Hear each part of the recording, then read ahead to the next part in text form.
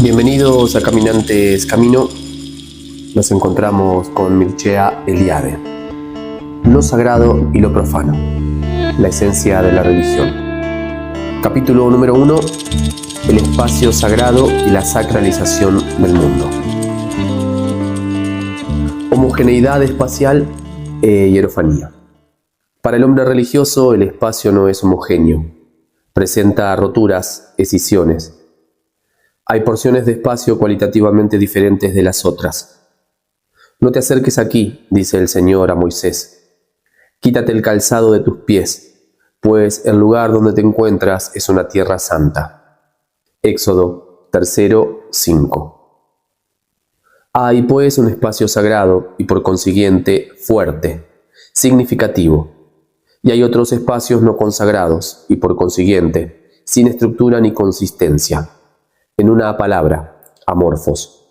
Más aún, para el hombre religioso, esta ausencia de homogeneidad espacial se traduce en la experiencia de una oposición entre el espacio sagrado, el único que es real, que existe realmente, y todo el resto, la extensión informe que le rodea. Digamos acto seguido que la experiencia religiosa de la no homogeneidad del espacio constituye una experiencia primordial, equiparable a una fundación del mundo. No se trata de especulación teológica, sino de una experiencia religiosa primaria, anterior a toda reflexión sobre el mundo. Es la ruptura operada en el espacio lo que permite la constitución del mundo, pues es dicha ruptura lo que descubre el punto fijo, el eje central de toda orientación futura. Desde el momento en que lo sagrado se manifiesta en una hierofanía cualquiera, no solo se da una ruptura en la homogeneidad del espacio, sino también la revelación de una realidad absoluta, que se opone a la no realidad de la inmensa extensión circundante. La manifestación de lo sagrado fundamenta ontológicamente el mundo. En la extensión homogénea e infinita, donde no hay posibilidad de hallar demarcación alguna, en la que no se puede efectuar ninguna orientación, la hierofanía revela un punto fijo absoluto, un centro. Se ve, pues, en qué medida el descubrimiento, es decir, la revelación del espacio sagrado, tiene un valor existencial para el hombre religioso. Nada puede comenzar a hacerse sin una orientación previa, y toda orientación implica la adquisición de un punto fijo. Por esta razón, el hombre religioso se ha esforzado por establecerse en el centro del mundo. Para vivir en el mundo hay que fundarlo, y ningún mundo puede nacer en el caos de la homogeneidad y de la relatividad del espacio profano. El descubrimiento o la proyección de un punto fijo, el centro, equivale a la creación del mundo. Enseguida unos ejemplos vendrán a mostrar con la mayor claridad el valor cósmico de la orientación ritual y de la construcción del espacio sagrado. Por el contrario, para la experiencia profana, el espacio es homogéneo y neutro. Ninguna ruptura diferencia cualitativamente las diversas partes de su masa. El espacio geométrico puede ser señalado y delimitado en cualquier dirección posible, mas ninguna diferenciación cualitativa, ninguna orientación es dada por su propia estructura. Evidentemente, es preciso no confundir el concepto del espacio geométrico, homogéneo y neutro, con la experiencia del espacio profano, que se opone a la experiencia del espacio sagrado y que es la única que interesa a nuestro propósito.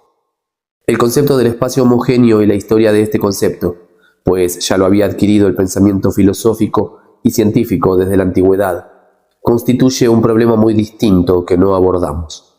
Lo que interesa a nuestra investigación es la experiencia del espacio, tal como la vive el hombre no religioso, el hombre que rechaza la sacralidad del mundo, que asume únicamente una existencia profana, depurada de todo presupuesto religioso. Inmediatamente se impone añadir que una existencia profana de semejante índole jamás se encuentra en estado puro. Cualquiera que sea el grado de desacralización del mundo al que haya llegado, el hombre que opta por una vida profana no logra abolir del todo el comportamiento religioso. Habremos de ver que incluso la existencia más desacralizada sigue conservando vestigios, de una valoración religiosa del mundo.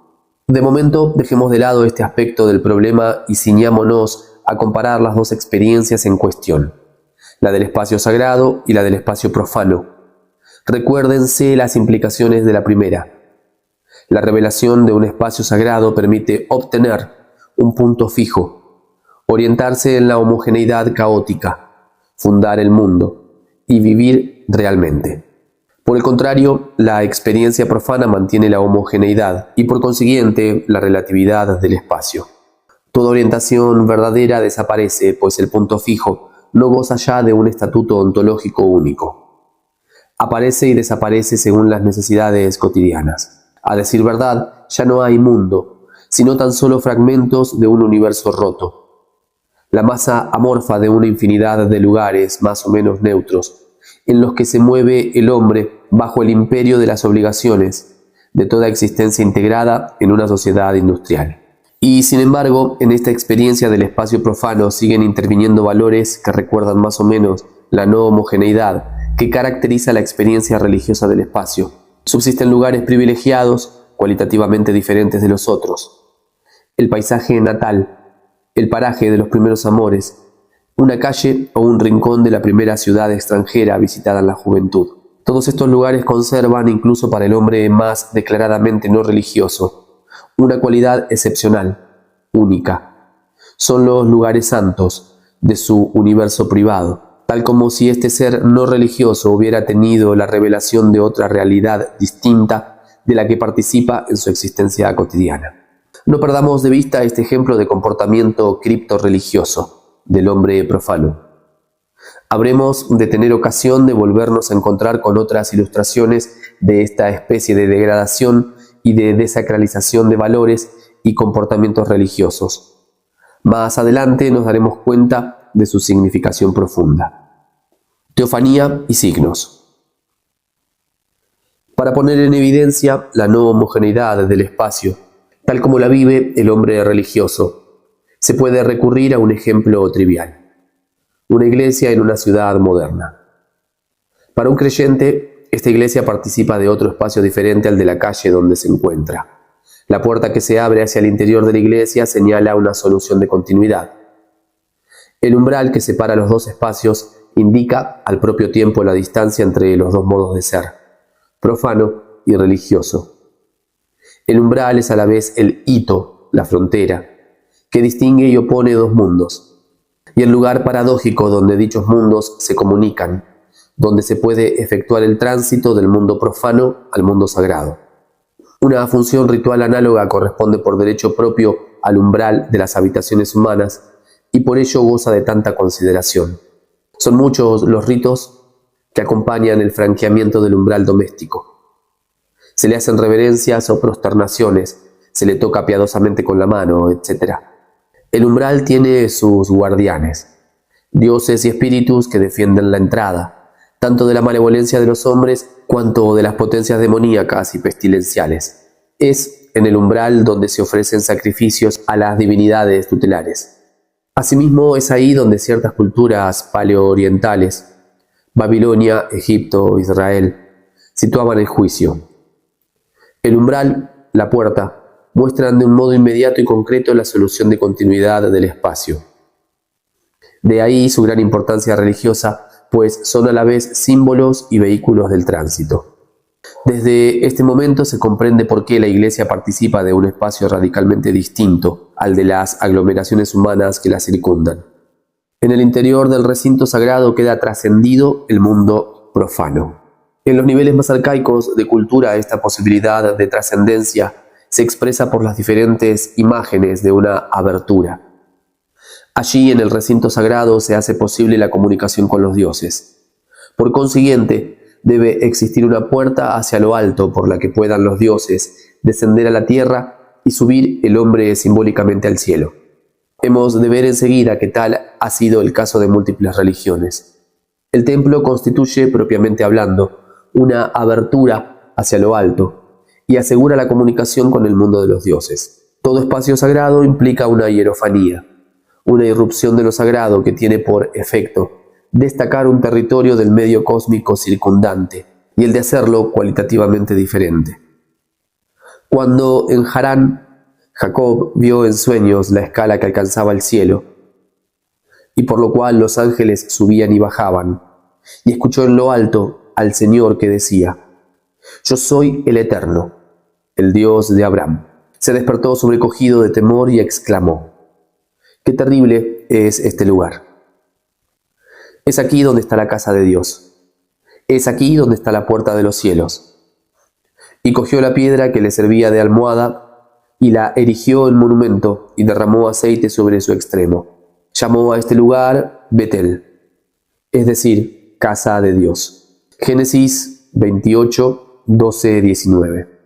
El simbolismo contenido en la expresión puerta de los cielos es rico y complejo. La teofanía consagra un lugar para el hecho mismo de hacerlo abierto hacia lo alto, es decir, comunicante con el cielo.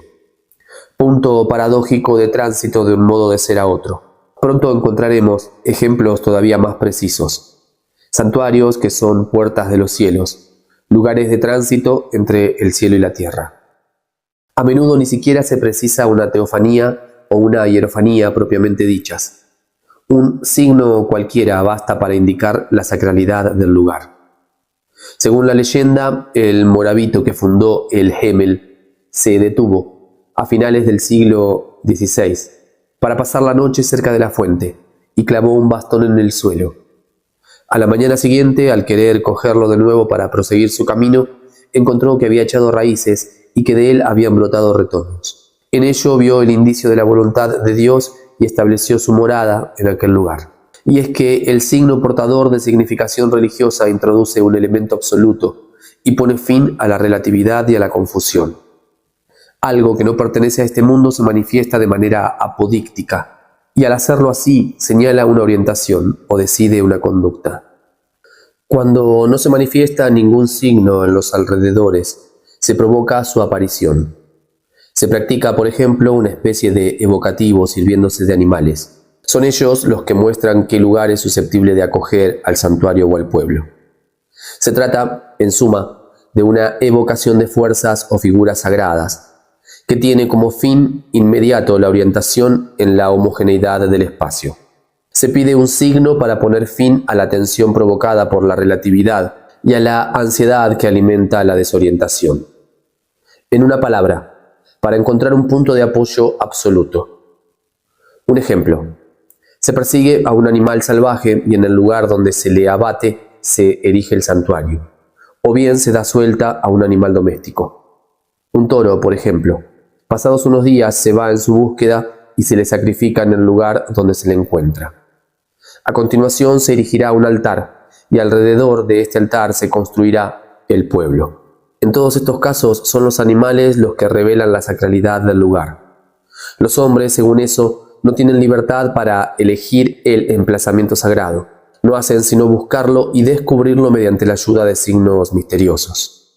Este puñado de ejemplos nos ha mostrado los diferentes medios por los cuales recibe el nombre religioso la revelación de un lugar sagrado. En cada uno de estos casos, las hierofanías anulan la homogeneidad del espacio y revelan un punto fijo. Pero, habida cuenta de que el hombre religioso no puede vivir sino en una atmósfera impregnada de lo sagrado, es de esperar la existencia de multitud de técnicas para consagrar el espacio. Según hemos visto, lo sagrado es lo real por excelencia, y a la vez potencia, eficiencia, fuente de vida y de fecundidad. El deseo del hombre religioso de vivir en lo sagrado equivale, de hecho, a su afán de situarse en la realidad objetiva, de no dejarse paralizar por la realidad sin fin de las experiencias puramente subjetivas, de vivir en un mundo real y eficiente, y no en una ilusión. Tal comportamiento se verifica en todos los planos de su existencia, pero se evidencia sobre todo en el deseo del hombre religioso de moverse en un mundo santificado, es decir, en un espacio sagrado. Esta es la razón que ha conducido a elaborar técnicas de orientación, las cuales, propiamente hablando, son técnicas de construcción del espacio sagrado. Mas no se debe creer que se trata de un trabajo humano, que es su propio esfuerzo lo que permite al hombre consagrar un espacio, En realidad, el ritual por el cual construye un espacio sagrado es eficiente en la medida que reproduce la obra de los dioses. Pero para comprender mejor la necesidad de construir ritualmente el espacio sagrado, hay que hacer cierto hincapié en la concepción tradicional del mundo. Inmediatamente se adquirirá conciencia de que todo mundo es para el hombre religioso un mundo sagrado. Caos y cosmos. Lo que caracteriza a las sociedades tradicionales es la oposición que tácitamente establecen entre su territorio habitado y el espacio desconocido e indeterminado que les circunda. El primero es el mundo, con mayor precisión nuestro mundo, el cosmos. El resto ya no es un cosmos, sino una especie de otro mundo, un espacio extraño, caótico, poblado de larvas, de demonios, de extranjeros, asimilados por lo demás a demonios o a los fantasmas. A primera vista, esta ruptura en el espacio parece debida a la oposición entre un territorio habitado y organizado, por tanto cosmizado, y el espacio desconocido que se extiende allende sus fronteras. De un lado se tiene un cosmos, del otro un caos. Pero se verá que, si todo territorio habitado es un cosmos, lo es precisamente por haber sido consagrado previamente, por ser de un modo u otro obra de los dioses o por comunicar con el mundo de estos. El mundo, es decir, nuestro mundo, es un universo en cuyo interior se ha manifestado ya lo sagrado y en el que por consiguiente se ha hecho posible y repetible la ruptura de niveles. Todo esto se desprende con meridiana claridad del ritual védico de toma de posesión de un territorio. La posesión adquiere validez legal por la erección de un altar del fuego consagrado a Agni. Se dice que está instalado cuando se ha construido un altar de fuego, Garapatya, y todos los que construyen el altar de fuego quedan legalmente establecidos. Katapata Brahmana 6.1.1-4. Por la erección del altar del fuego, Agni se hace presente y la comunicación con el mundo de los dioses queda asegurada. El espacio del altar se convierte en un espacio sagrado. Con todo, la significación del ritual es mucho más compleja, y si se tienen en cuenta todas sus articulaciones, se comprende el porqué la consagración de un territorio equivale a su cosmización.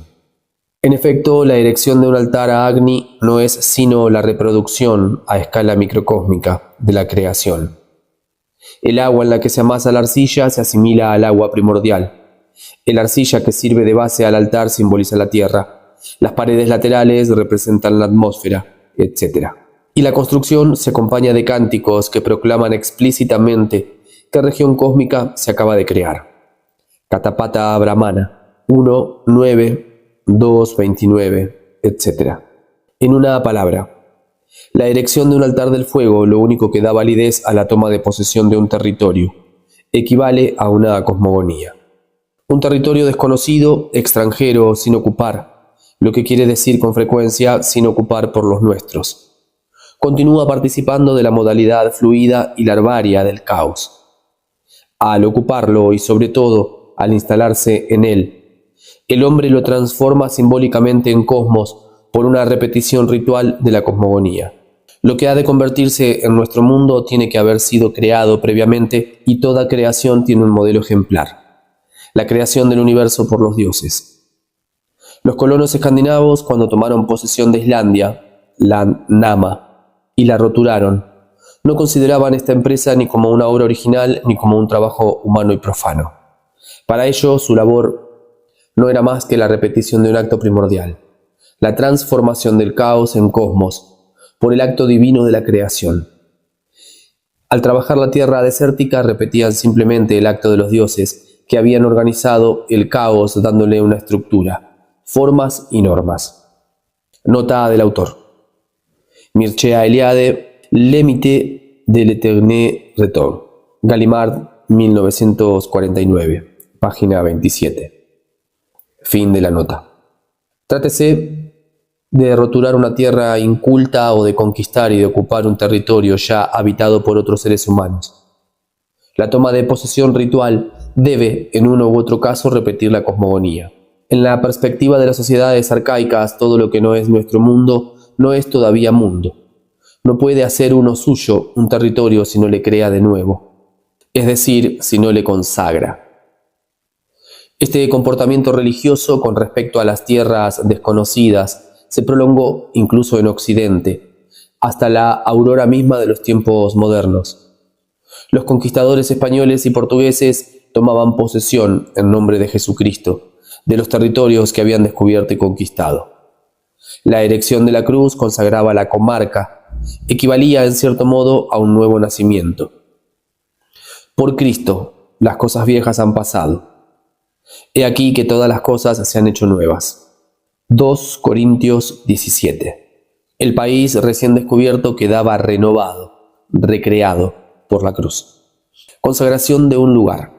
Repetición de la cosmogonía. Importa comprender bien que la cosmización de territorios desconocidos es siempre una consagración. Al organizar un espacio se reitera la obra ejemplar de los dioses. La íntima relación entre cosmización y consagración está ya atestiguada en los niveles elementales de cultura. Por ejemplo, entre los nómadas australianos, cuya economía sigue estando en el estudio de la colección y de la caza menor. Según las tradiciones de una tribu arunta, los Achilpa, el ser divino, Numbakula, cosmizó en los tiempos míticos su futuro territorio. Creó a su antepasado y estableció sus instituciones. Con el tronco de un árbol gomífero, Numbakula hizo el poste sagrado, Kawaawa, y después de haberlo untado de sangre, trepó por él y desapareció en el cielo. Este poste representa un eje cósmico, pues en torno suyo, donde el territorio se hace habitable, se transforma en mundo. De ahí el considerable papel ritual del poste sagrado. Durante sus peregrinaciones, los Achilpa lo transportan con ellos y eligen la dirección a seguir según su inclinación.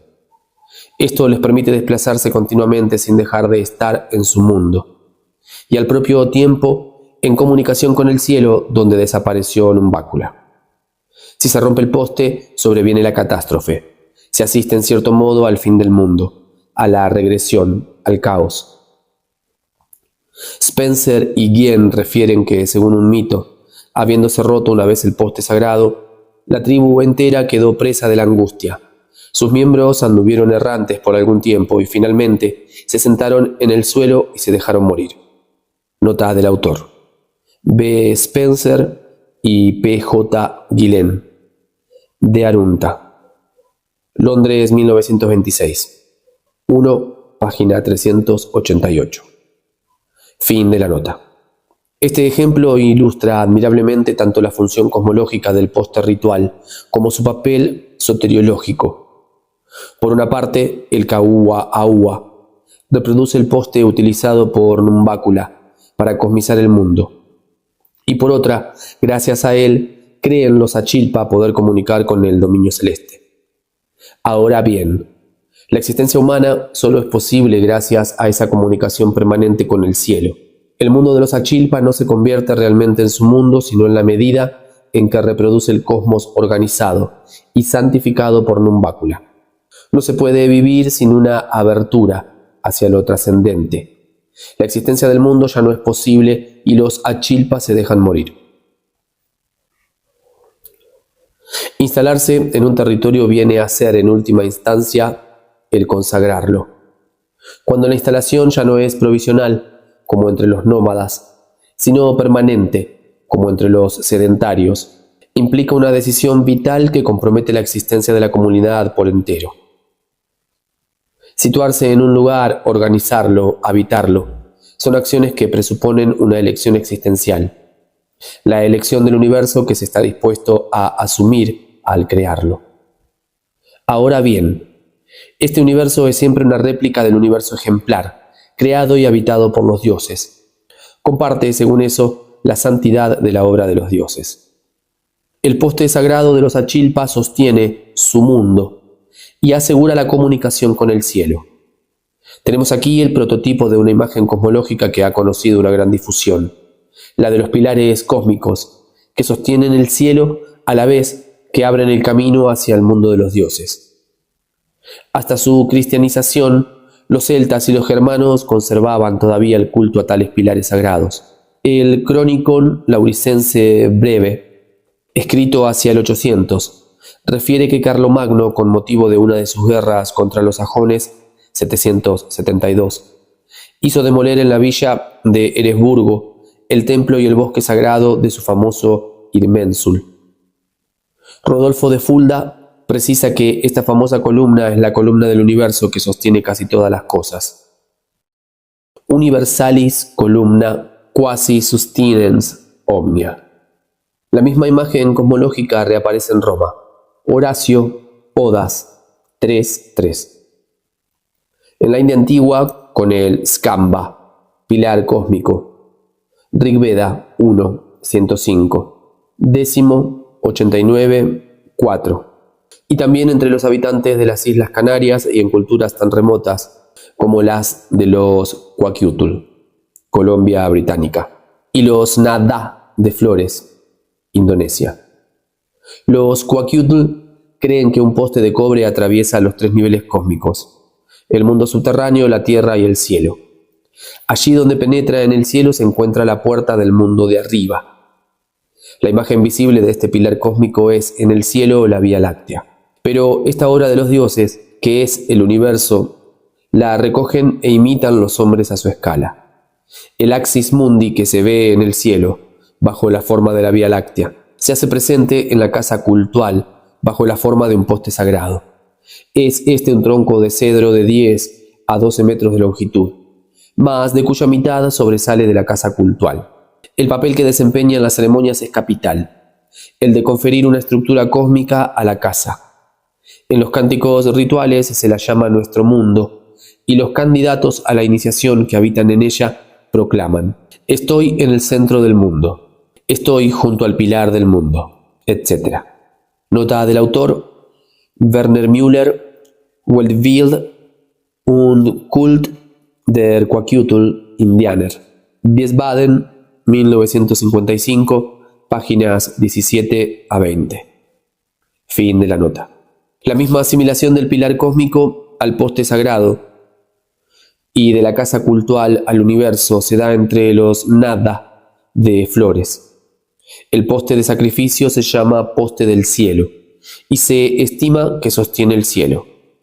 Nota del autor: P. Arndt, Die Megalitenkultur des Nada, Anthropos 27, 1932. Fin de la nota. El centro del mundo. La exclamación del neófito Kwakiutl, estoy en el centro del mundo, nos revela de golpe una de las significaciones más profundas del espacio sagrado. Allí en donde por medio de una hierofanía se efectúa la ruptura de niveles, se opera al mismo tiempo una abertura por lo alto, el mundo divino, o por lo bajo, las regiones infernales, el mundo de los muertos. Los 3 niveles cósmicos, tierra, cielo, regiones infernales, se ponen en comunicación. Como acabamos de ver, la comunicación se expresa a veces con la imagen de una columna universal, Axis Mundi, que une a la vez que lo sostiene el cielo con la tierra, y cuya base está hundida en el mundo de abajo, el llamado infierno. Columna cósmica de semejante índole tan solo puede situarse en el centro mismo del universo, ya que la totalidad del mundo habitable se extiende alrededor suyo. Nos hallamos, pues, frente a un encadenamiento de concepciones religiosas y de imágenes cosmológicas que son solidarias y se articulan en un sistema, al que se puede calificar de sistema del mundo de las sociedades tradicionales. A. Un lugar sagrado constituye una ruptura en la homogeneidad del espacio. B. Simboliza esta ruptura una abertura, merced a la cual se posibilita el tránsito de una región cósmica a otra, del cielo a la tierra y viceversa, de la tierra al mundo inferior. C. La comunicación con el cielo se expresa indiferentemente por cierto número de imágenes relativas en su totalidad al Axis Mundi. Pilar, CF, la Universalis columna. Escala, CF, la escala de Jacob. Montaña, árbol, liana, etc. Alrededor de este eje cósmico se extiende el mundo, nuestro mundo. Por consiguiente, el eje se encuentra en el medio, en el ombligo de la Tierra. Es el centro del mundo. Un número considerable de creencias, de mitos y de ritos diversos derivan de este sistema del mundo tradicional. No es cuestión de mencionarlos aquí. Vale más limitarse a un puñado de ejemplos sacados de civilizaciones diferentes y susceptibles de hacernos comprender el papel del espacio sagrado en la vida de las sociedades tradicionales. Cualquiera que sea, por lo demás, el aspecto particular bajo el cual se presenta este espacio sagrado. Lugar santo, casa cultual, ciudad, mundo. Por todas partes reencontramos el simbolismo del centro del mundo, y es dicho simbolismo lo que, en la mayoría de casos, nos hace inteligible el comportamiento tradicional con respecto al espacio en que se vive. Comencemos por un ejemplo que tiene el mérito de revelarnos de golpe la coherencia y la complejidad de semejante simbolismo: la montaña cósmica. Acabamos de ver que la montaña figura entre las imágenes que expresan el vínculo entre el cielo y la tierra. Se cree, por tanto, que se halla en el centro del mundo. En efecto, en múltiples culturas se nos habla de montañas semejantes, míticas o reales, situadas en el centro del mundo. Meru en la India, Aravesaiti en el Irán, la montaña mítica Monte de los Países en Mesopotamia, Gerizim en Palestina, denominada por otra parte Ombligo de la Tierra. Habida cuenta de que la montaña sagrada es un axis mundi que une la tierra al cielo, toca al cielo de algún modo y señala el punto más alto del mundo. Resulta que el territorio que la rodea y que constituye nuestro mundo es tenido por el país más alto. Tal es lo que proclama la tradición israelita. Palestina, como era el país más elevado, no quedó sumergido en el diluvio. Según la tradición islámica, el lugar más elevado de la tierra es la Kaaba, puesto que la estrella polar testimonia que se encuentra frente al centro del cielo. Nota del autor: Wen Xing, citado Ibid, página 35. Fin de la nota. Para los cristianos es el Gólgota el que se encuentra en la cima de la montaña cósmica. Todas estas creencias expresan un mismo sentimiento, profundamente religioso. Nuestro mundo es una tierra santa porque es el lugar más próximo al cielo. Porque desde aquí, desde nuestro país, se puede alcanzar el cielo. Nuestro mundo, según eso, es un lugar alto. En lenguaje cosmológico, esta concepción religiosa se traduce en la proyección de ese territorio privilegiado, que es el nuestro a la cima de la montaña cósmica. Las especulaciones ulteriores han cristalizado posteriormente en toda clase de conclusiones. Por ejemplo, la que acabamos de ver, que la Tierra Santa no fue inundada por el diluvio. El mismo simbolismo del centro explica otras series de imágenes cosmológicas y de creencias religiosas, de las que no mencionaremos sino las más importantes. A. Las ciudades santas y los santuarios se encuentran en el centro del mundo. B. Los templos son réplicas de la montaña cósmica y constituyen por consiguiente el vínculo por excelencia entre la tierra y el cielo. C. Los cimientos de los templos se hunden profundamente en las regiones inferiores. Algunos ejemplos no serán suficientes. A continuación trataremos de integrar todos estos aspectos diversos de un mismo simbolismo. Así se verá con mayor nitidez cuán coherente son esas concepciones tradicionales del mundo. La capital del soberano chino se encuentra en el centro del mundo. El día del solsticio de verano, a mediodía, la varilla del reloj de sol no debe proyectar sombra. Nota del autor: Marcel Granet, citado en nuestro Traité d'Histoire des Légions, París, 1949, página 322. Fin de la nota. Asombra reencontrar el mismo simbolismo aplicado al templo de Jerusalén. La roca sobre la que se había edificado era el ombligo de la tierra. El peregrino islandés Nicolás de Terva, que visitó Jerusalén el siglo XII, escribe del Santo Sepulcro: es allí donde se encuentra el centro del mundo. El día del solsticio de verano cae allí la luz del sol perpendicularmente desde el cielo. Nota del autor. Ringbom, Tempel und Paradres. Estocolmo, 1951, página 255. Fin de la nota. La misma concepción reaparece en el Irán, el país iranio. Airianam, Baiha, es el centro y el corazón del mundo. De la misma manera que el corazón se encuentra en medio del cuerpo, el país del Irán vale más que los restantes países porque está situado en medio del mundo. Nota del autor, Saddar, citado por Ringbom, página 327. Fin de la nota. Por eso Shiz, la Jerusalén de los iranios, pues se encontraba en el centro del mundo, era tenido por el lugar originario del poderío real y también por la ciudad natal de Zaratustra. Nota del autor. Véanse los documentos agrupados y discutidos por Ringbom, páginas 294 y Pasim. En cuanto a la asimilación de los templos a las montañas cósmicas y a su función de vínculo entre la tierra y el cielo, los propios nombres de las torres y de los santuarios babilonios dan testimonio. Se llaman Monte de la Casa, Casa del Monte de todas las tierras, Monte de las tempestades, vínculo entre el cielo y la tierra, etc. El Sigurat, propiamente hablado, era una montaña cósmica. Sus 7 pisos representaban los 7 cielos planetarios. Al escalarlos, el sacerdote llegaba a la cima del universo. Un simbolismo análogo explica la enorme construcción del templo de Barabudur en Java, que está edificado como una montaña artificial.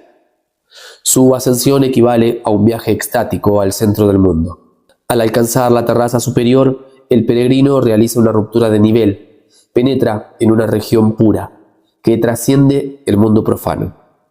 Dur Anki, vínculo entre el cielo y la tierra. Así se denominaba un buen número de santuarios babilonios, en Nippur, en Larsa, en Sipar, etc. Babilonia contaba con multitud de nombres, tales como casa de la base del cielo y de la tierra, vínculo entre el cielo y la tierra, pero siempre era en Babilonia donde se efectuaba la unión entre la tierra y las regiones inferiores, pues la ciudad se había edificado sobre Bab Apsu, la puerta de Apsu, siendo Apsu la denominación de las aguas del caos antes de la creación. La misma tradición reaparece entre los hebreos.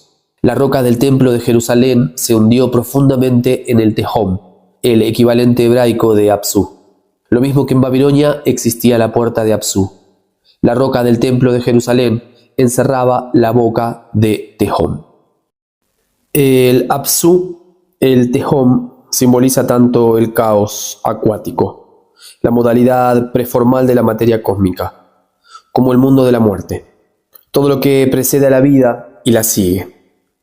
La puerta de Apsu y la roca que encierra la boca de Tehom designa no solo el punto de intersección y por tanto de comunicación entre el mundo inferior y la tierra, sino también la diferencia de régimen ontológico entre ambos planos cósmicos.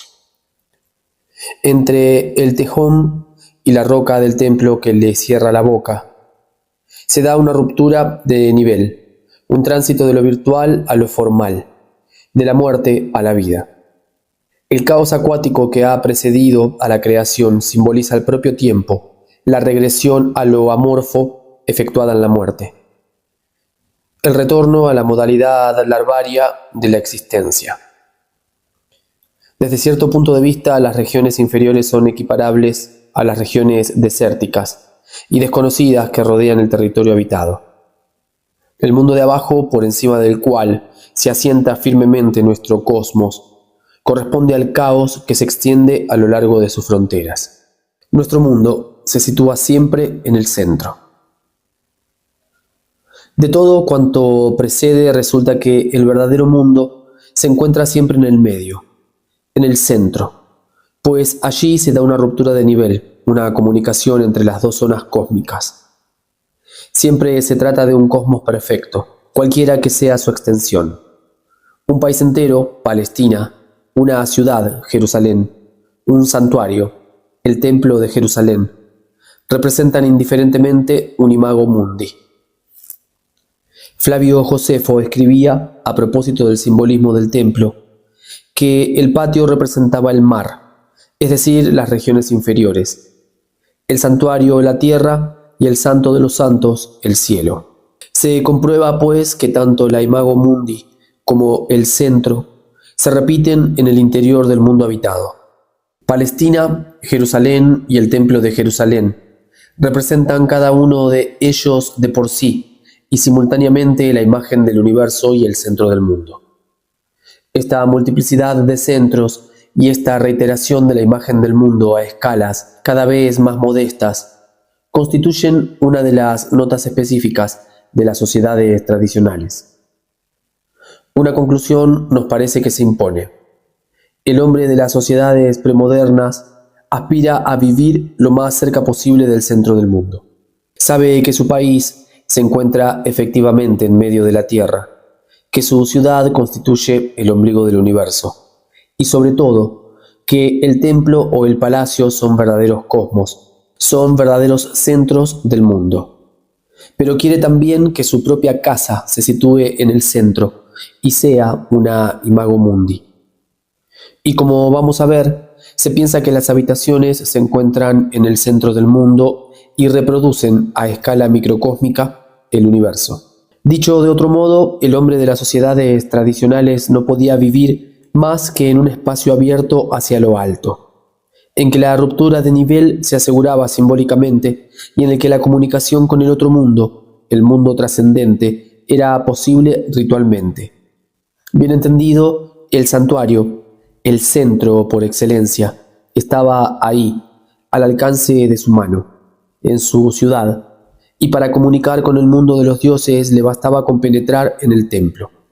Pero el homo religiosus sentía la necesidad de vivir siempre en el centro, al igual que los Achilpa, los cuales, como hemos visto, llevaban siempre con ellos el poste sagrado, el axis mundi, para no alejarse del centro y permanecer en comunicación con el mundo supraterrestre. En una palabra, cualesquiera que sean las dimensiones de su espacio familiar, su país, su ciudad, su pueblo, su casa, el hombre de las sociedades tradicionales experimenta la necesidad de existir constantemente en un mundo total y organizado, en un cosmos.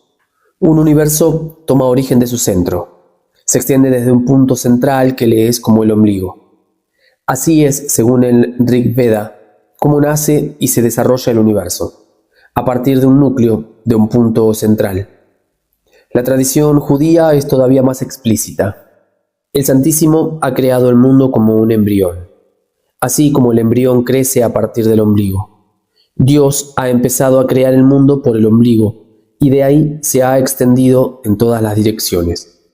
Y habida cuenta de que el ombligo de la tierra, el centro del mundo, es la Tierra Santa, Yoma afirma: el mundo ha sido creado, comenzado por Sión. Nota del autor. Véanse las referencias y vid, página 36. Fin de la nota. Rabbi Ben Gorión decía a propósito de la roca de Jerusalén, que se llama la piedra de la base de la tierra, es decir, el ombligo de la tierra, porque a partir de ella se ha desplegado la tierra entera.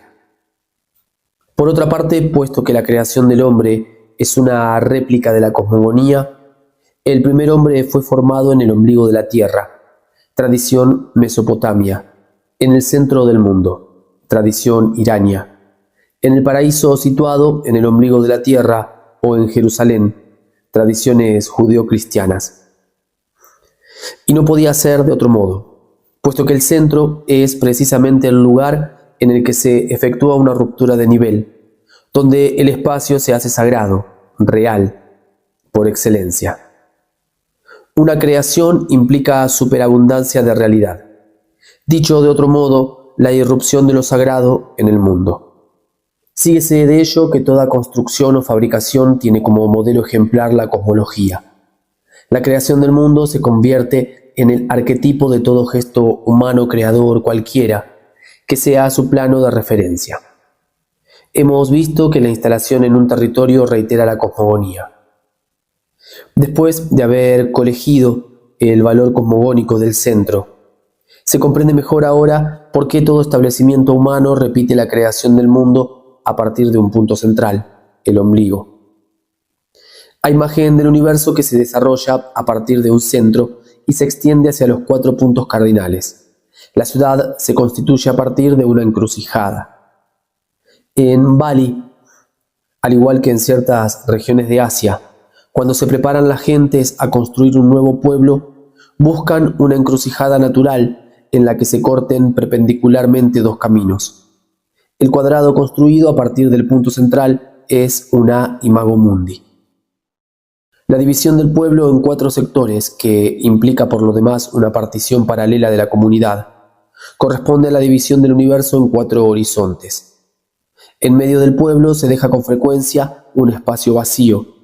Allí se elevará más tarde la casa cultual, cuyo techo representa simbólicamente el cielo, a veces indicado por la cima de un árbol o por la imagen de una montaña. Sobre el mismo eje perpendicular se encuentra, en la otra extremidad, el mundo de los muertos, simbolizado por ciertos animales, serpiente, cocodrilo, etc., o por los ideogramas de las tinieblas. El simbolismo cósmico del pueblo lo recoge la estructura del santuario o de la casa cultual. En Waropen, en Guinea, la casa de los hombres se encuentra en medio del pueblo. Su techo representa la bóveda celeste. Las 4 paredes corresponden a las 4 direcciones del espacio. En Seram, la piedra sagrada del pueblo simboliza el cielo, y las 4 columnas de piedra que la sostienen emanan los 4 pilares que sostienen el cielo. Reencuéntranse concepciones análogas entre las tribus algonquinas y sioux. La cabaña sagrada, donde tienen lugar las iniciaciones, representa el universo. Su techo simboliza la bóveda celeste, el suelo representa la tierra, las 4 paredes, las 4 direcciones del espacio cósmico. La construcción ritual del espacio queda subrayada por un triple simbolismo. Las 4 puertas, las 4 ventanas y los 4 colores significan los 4 puntos cardinales. La construcción de la cabaña sagrada repite, pues, la cosmogonía. No causa asombro reencontrar una concepción semejante en la Italia antigua y entre los antiguos germanos. Se trata en suma de una idea arcaica y muy difundida. A partir de un centro se proyectan los 4 horizontes en las 4 direcciones cardinales. El mundus romano era una fosa circular dividida en 4. Era a la vez imagen del cosmos y del modelo ejemplar del hábitat humano. Se ha sugerido con razón que la Roma quadrata debe ser entendida no en el sentido de que tuviera la forma de un cuadrado, sino en el de que estaba dividida en 4 partes. El mundus se asimila evidentemente al ómphalos, al ombligo de la tierra. La ciudad, urbs, se situaba en medio del orbis terrarum. Se ha podido mostrar que ideas similares explican la estructura de los pueblos y las ciudades germánicas. En contextos culturales muy diversos, volvemos a encontrar siempre el mismo esquema cosmológico y el mismo escenario ritual. La instalación en un territorio equivale a la fundación de un mundo. Ciudad, cosmos. Si es verdad que nuestro mundo es un cosmos, todo ataque exterior amenaza con transformarlo en caos.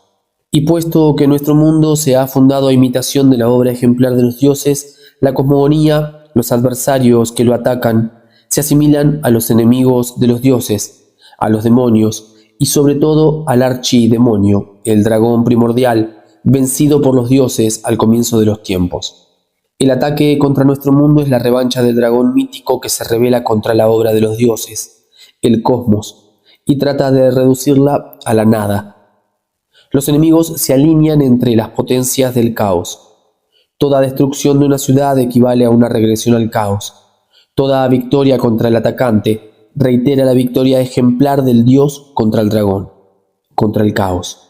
Por esta razón, el faraón era asimilado al dios Ra, vencedor del dragón Apophis, en tanto que sus enemigos se identificaban con ese dragón mítico. Darío se tenía por un nuevo Thraetaona, héroe mítico iranio que había matado un dragón de 3 cabezas. En la tradición judaica, los reyes paganos eran presentados bajo los rasgos del dragón. Así, Nabucodonosor, descrito por Jeremías, o Pompeyo en los Salmos de Salomón. Como tendremos ocasión de volver a decir, el dragón es la figura ejemplar del monstruo marino, de la serpiente primordial, símbolo de las aguas cósmicas, de las tinieblas, de la noche y de la muerte. En una palabra, de lo amorfo y de lo virtual, de todo lo que no tiene aún una forma. El dragón ha tenido que ser vencido y despedazado por el dios para que el cosmos pudiera crearse. Así, del cuerpo del monstruo marino, Tiamat, Marduk creó el mundo. Yahvé creó el universo después de su victoria contra el monstruo primordial Rahab. Pero como se ha de ver, esta victoria del dios sobre el dragón debe repetirse simbólicamente cada año, pues cada año ha de ser creado de nuevo. Igualmente, la victoria de los dioses contra las fuerzas de las tinieblas, de la muerte y del caos se repite en cada victoria de la ciudad contra sus invasores. Es muy probable que las defensas de los lugares habitados y de las ciudades fueran en su origen defensas mágicas. Estas defensas, fosos, laberintos, murallas, etc., estaban destinadas más bien para impedir la invasión de los demonios y de las almas de los muertos que para rechazar el ataque de los humanos. En el norte de la India, en tiempos de epidemia, se describe alrededor del pueblo un círculo para impedir a los demonios de la enfermedad penetrar en el recinto. En el occidente medieval, los muros de las ciudades se consagraban ritualmente como una defensa contra el demonio, la enfermedad y la muerte. Por otra parte, el pensamiento simbólico no halla dificultad alguna en asimilar al enemigo humano al demonio y a la muerte.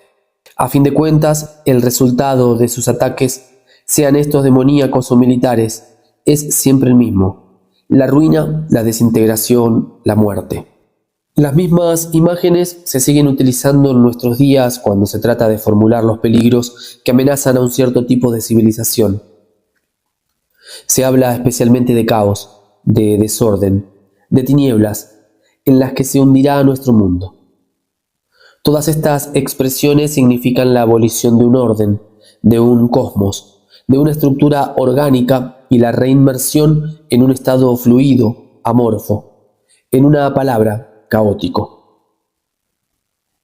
Prueba esto, a nuestro parecer, que las imágenes ejemplares perviven todavía en el lenguaje y en los clichés del hombre moderno.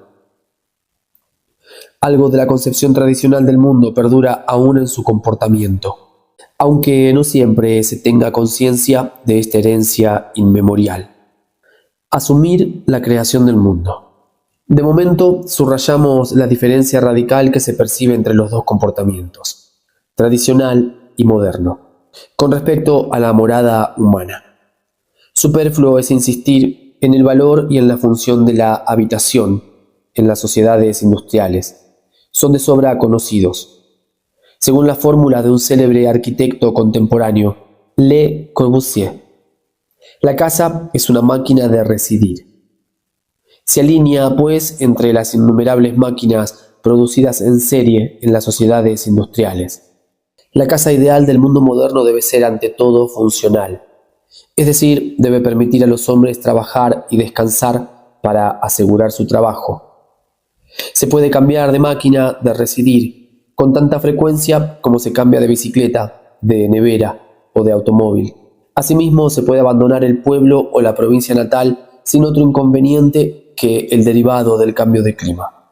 No entra en nuestro tema escribir la historia de la lenta desacralización de la morada humana.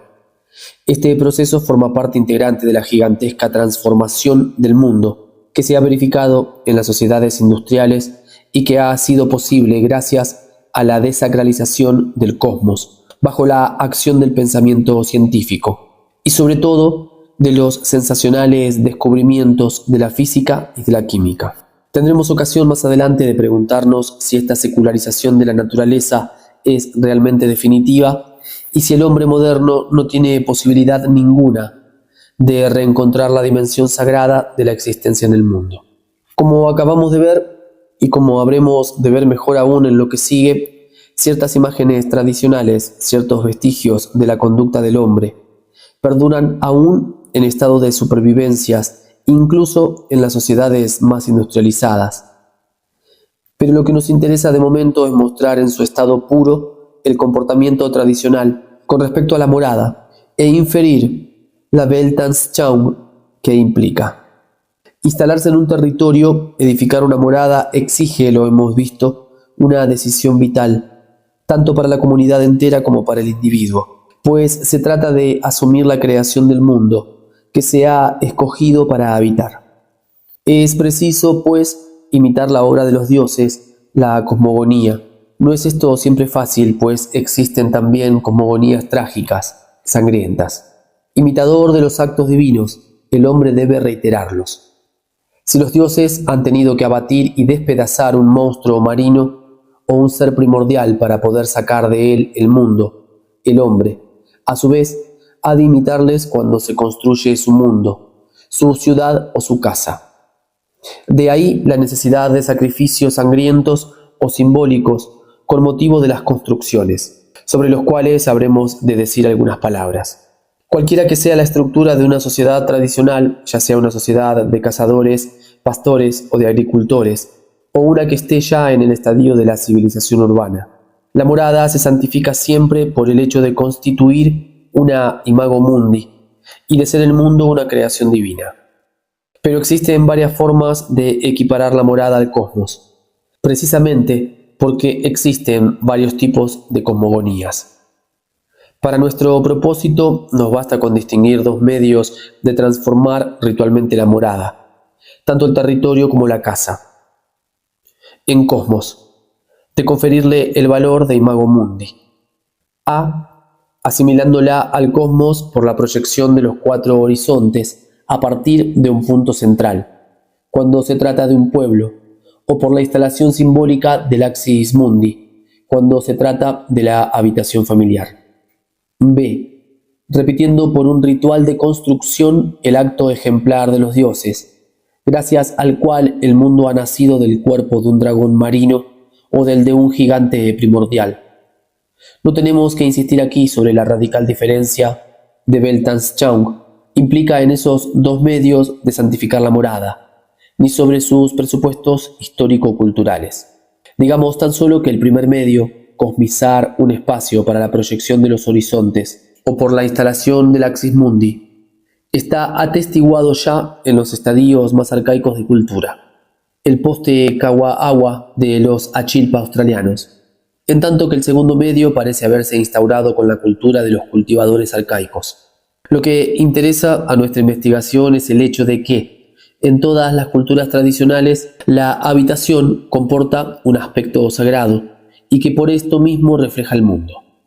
En efecto, la morada de los pueblos primitivos, árticos, norteamericanos y norteasiáticos, presenta un poste central que se asimila al axis mundi, al pilar cósmico o al árbol del mundo, que como hemos visto, unen la tierra al cielo.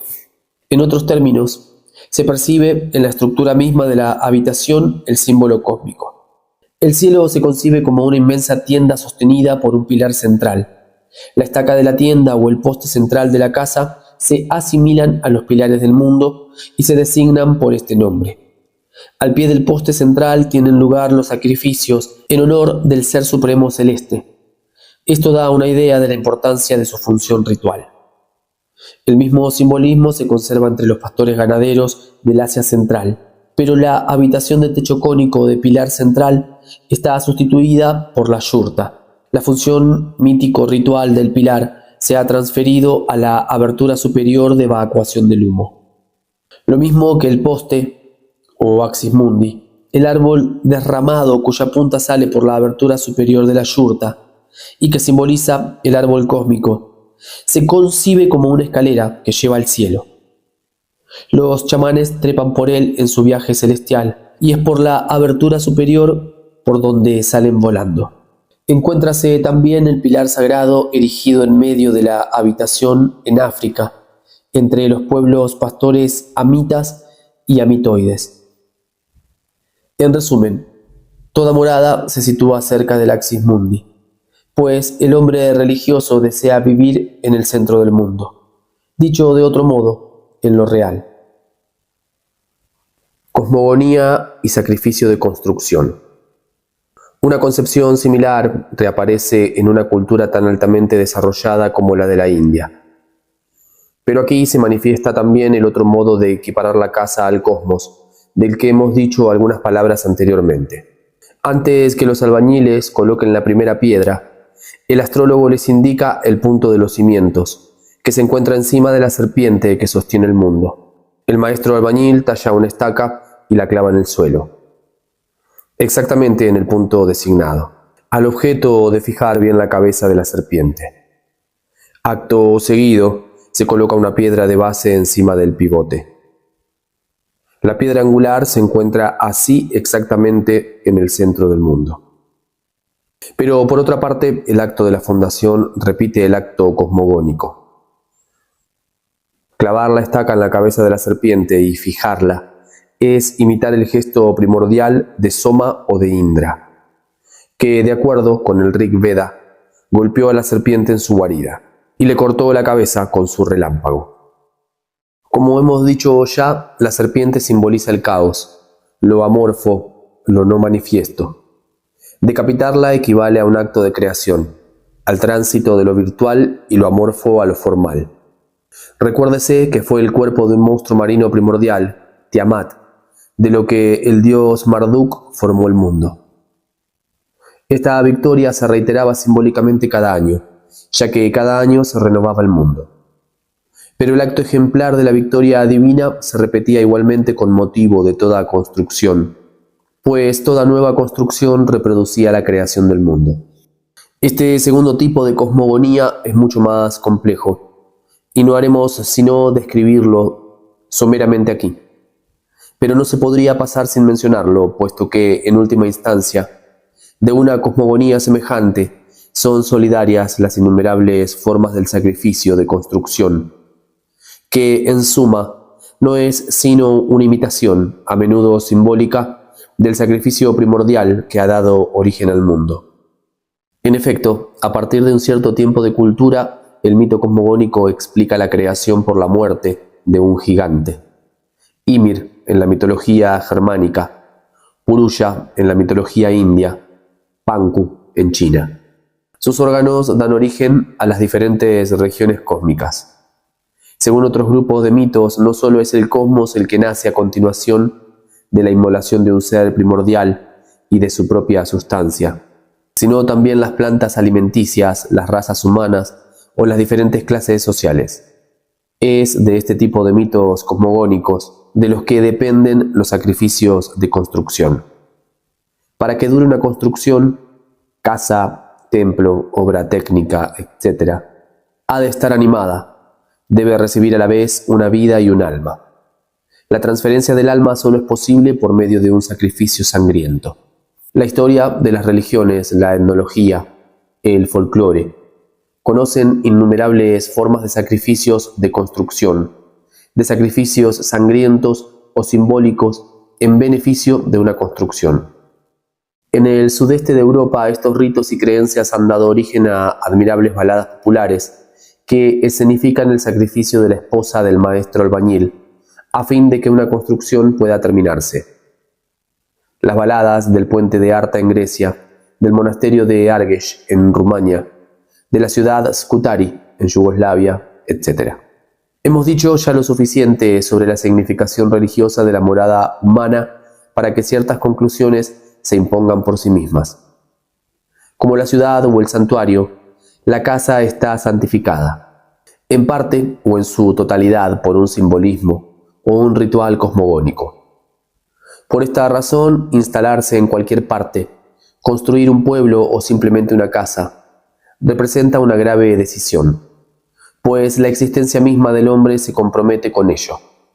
Se trata, en suma, de crearse su propio mundo y de asumir la responsabilidad de mantenerlo y renovarlo.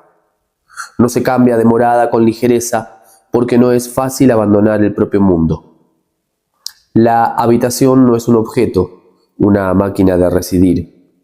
Es el universo que el hombre se construye imitando la creación, ejemplar de los dioses, la cosmogonía. Toda construcción y toda inauguración de una nueva morada equivale en cierto modo a un nuevo comienzo, a una nueva vida. Y todo comienzo repite ese comienzo primordial, en que el universo vio la luz por primera vez. Incluso en las sociedades modernas tan grandemente desacralizadas, las fiestas y regocijos que acompañan la instalación de una nueva morada conservan todavía la reminiscencia de las ruidosas festividades que señalaban antaño el incipit vita nova. Puesto que la morada constituye una imago mundi, se sitúa simbólicamente en el centro del mundo. La multiplicidad o afinidad de centros del mundo no causa ninguna dificultad al pensamiento religioso, pues no se trata del espacio geométrico, sino de un espacio existencial y sagrado, que presenta una estructura radicalmente distinta, que es susceptible de una infinidad de rupturas y por tanto de comunicaciones con lo trascendente. Se ha visto la significación cosmológica y el papel ritual de la abertura superior de las diferentes formas de habitación. En otras culturas, estas significaciones cosmológicas y estas funciones rituales se han transferido a la chimenea, orificio de salida del humo, y a la parte del techo que se encuentra encima del ángulo sagrado, y que se arranca o incluso se rompe en caso de agonía prolongada. A propósito de la equiparación cosmos, casa, cuerpo humano, tendremos ocasión de señalar la profunda significación de esta ruptura de techo. De momento recordemos que los santuarios más antiguos eran hipetros o presentaban una abertura en el techo. Se trataba del ojo de la cúpula, que simbolizaba la ruptura de niveles, la comunicación con lo trascendente. La arquitectura sagrada no ha hecho sino recoger y desarrollar el simbolismo cosmológico presente, ya en la estructura de las habitaciones primitivas. A su vez, la habitación humana había sido precedida cronológicamente por el lugar santo, provisional, por el espacio consagrado y cosmizado provisionalmente, los Achilpa australianos. Dicho de otro modo, todos los símbolos y los rituales concernientes a los templos, las ciudades y las casas derivan, en última instancia, de la experiencia primaria del espacio sagrado. Templo, basílica, catedral. En las grandes civilizaciones orientales, desde Mesopotamia y Egipto a la China y a la India, el templo ha conocido una nueva e importante valoración. No es solo una imago mundi, es asimismo la reproducción terrestre de un modelo trascendente. El judaísmo ha heredado esta concepción paleo-oriental del templo como copia de un arquetipo celeste. Esta idea es probablemente una de las últimas interpretaciones que el hombre religioso ha dado a la experiencia primaria del espacio sagrado, por oposición al espacio profano. Hemos de insistir algo sobre las perspectivas abiertas por esta nueva concepción religiosa. Recordemos lo esencial del problema. Si el templo constituye una imago mundi, es porque el mundo, en tanto que es obra de los dioses, es sagrado. Pero la estructura cosmológica del templo trae consigo una nueva valoración religiosa. Lugar santo por excelencia, casa de los dioses. El templo resantifica continuamente el mundo porque lo representa y al propio tiempo lo contiene. En definitiva, gracias al templo, el mundo se resantifica en su totalidad. Cualquiera que sea su grado de impureza, el mundo está siendo continuamente purificado por la santidad de los santuarios. Otra idea se deja ver a partir de esta diferencia ontológica que se impone cada vez más en el cosmos y su imagen santificada, el templo. La de que la santidad del templo está al socaire de toda corrupción terrestre, y esto por el hecho de que el plano arquitectónico del templo es obra de los dioses, y por consiguiente se encuentra muy próximo a los dioses, al cielo. Los modelos trascendentes de los templos gozan de una existencia espiritual, incorruptible, celeste. Por la gracia de los dioses, el hombre accede a la visión fulgurante de esos modelos y se esfuerza, acto seguido, por reproducirlos en la tierra. El rey babilónico Gudea vio en sueños a la diosa Nidaba, mostrándole una tabla en la que se mencionaban las estrellas benéficas, y un dios le reveló el plano del templo. Sennacherib construyó Nínive, según el proyecto establecido desde tiempos muy antiguos en la configuración del cielo. Esto no quiere decir tan solo que la geometría celeste haya hecho posible las primeras construcciones, sino ante todo que los modelos arquitectónicos, por encontrarse en el cielo, participan de la sacralidad urania. Para el pueblo de Israel, los modelos del tabernáculo, de todos los utensilios sagrados y del templo, fueron creados por Yahvé desde la eternidad. Y fue Yahvé quien los reveló a sus elegidos para que fueran reproducidos en la tierra. Se dirige a Moisés en estos términos: construiréis el tabernáculo con todos los utensilios, exactamente según el modelo que te voy a enseñar. Éxodo 25, 8-9. Mira y fabrica todos estos objetos según el modelo que se te ha enseñado en la montaña. Ibid 25, 40. Cuando David dio a su hijo Salomón el plano de las edificaciones del templo, del tabernáculo y de todos los utensilios, le asegura que todo esto se encuentra expuesto en un escrito de mano del Eterno, que me ha dado la inteligencia. 1 Crónicas 28, 19. Ha visto, pues, el modelo celeste creado por Yahvé al comienzo de los tiempos. Es esto lo que proclama Salomón: tú me has ordenado construir el templo en tu santísimo nombre, así como un altar en la ciudad donde tú habitas, según el modelo de la muy santa tienda que habías preparado desde el principio. Sabiduría 9:8.